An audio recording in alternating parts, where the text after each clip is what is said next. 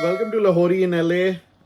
Australia India conclude हो गया. India ended up winning by 6 wickets. A massive win by Team India. Match लेकिन काफ़ी close सा जितना लग रहा है. आई थिंक स्पेशली इंडिया ने मिडिल ओवर्स में बहुत की है.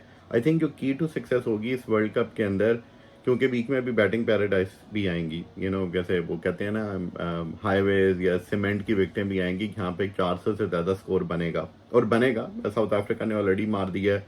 रिप्लाई में श्रीलंका ने 326 किया. सो इस तरह के जब आपको बेल्टर्स बीच में मिलेंगे, वहाँ पे जो टीम बैटिंग करके 380 प्लस कर देगी, तो जैसे जैसे टूर्नामेंट प्रोग्रेस करेगा, स्पेशली अगर सेमीफाइनल में या फाइनल्स में आके अगर इस तरह के लग गए बड़े स्कोर, तो सेकंड टीम के लिए ऑलमोस्ट इम्पॉसिबल हो जाएगा वो चेज करना.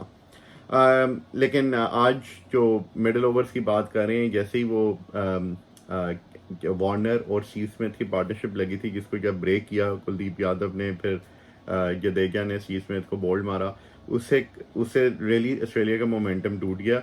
हालांकि उस वक्त 300 तो नहीं, वो लग रहा था कि ऑस्ट्रेलिया उस वक्त 250 टू 260 तक जा सकता है.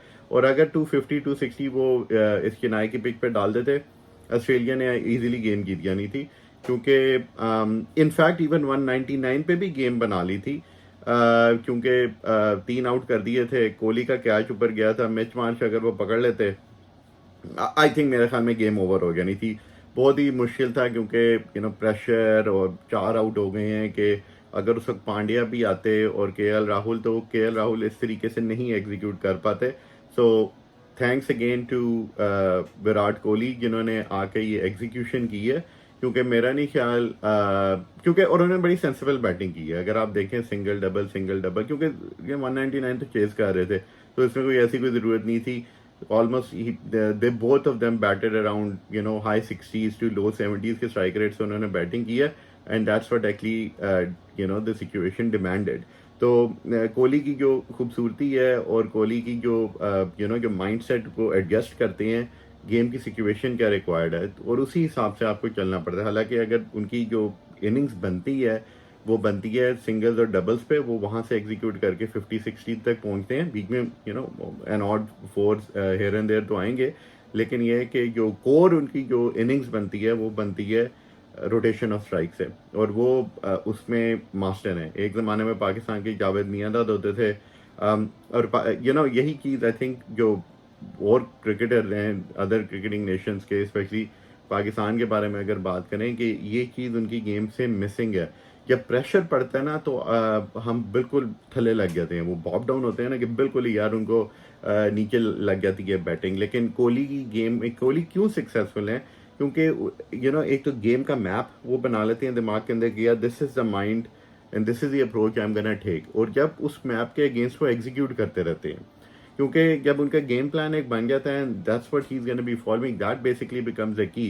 यार सिचुएशन ये नहीं डिमांड करी कि मैं पागलों की तरह निकल के चौके छक्के मारूं. आई बिलीव इस वक्त 3 पे 2 होते, अगर कोहली आउट हो जाते तो इंडिया ने मैच हार गया ना. ये तो मैं आपको इन राइटिंग लिख के देता हूँ, क्योंकि ऐसे प्लेयर वर्ल्ड क्रिकेट में है नहीं. बेवन होते थे ऑस्ट्रेलिया के, वो मैच सिचुएशन रीड करके खेलते थे. बेवन के बाद जो मैच चेजर्स और वो जो गेम की एग्जीक्यूशन होते थे ना, लेकिन Bevan average 57 after playing I don't know 200 odd games.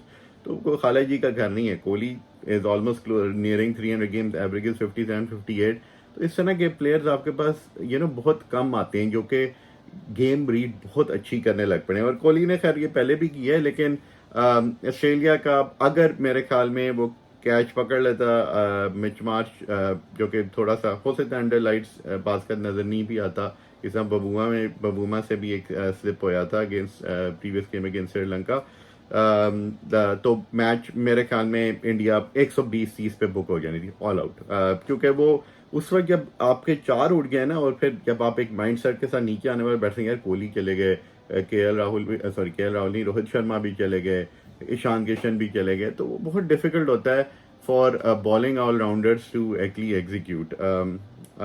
So again Kohli saved the day for India today at Ahmedabad. Again, उसमें शौक नहीं है, उन्होंने पहले भी बहुत मैचेस इंडिया को इस तरीके से बचाए हैं. इससे ये पता चलता है कि कोहली इंडिया की इस टीम में कितने इम्पोर्टेंट है.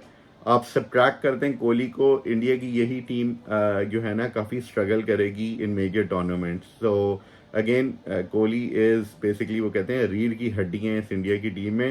And I think he has laid out the platform कि उनका क्या इंटेंशन है इस वर्ल्ड कप के अंदर. His goal is one to win the trophy for India. Again congrats to team India. Looking forward to next game. Video अगर अच्छी लगी हो तो प्लीज़ चैनल को सब्सक्राइब कर लें. Thank you and keep watching Lahori in LA.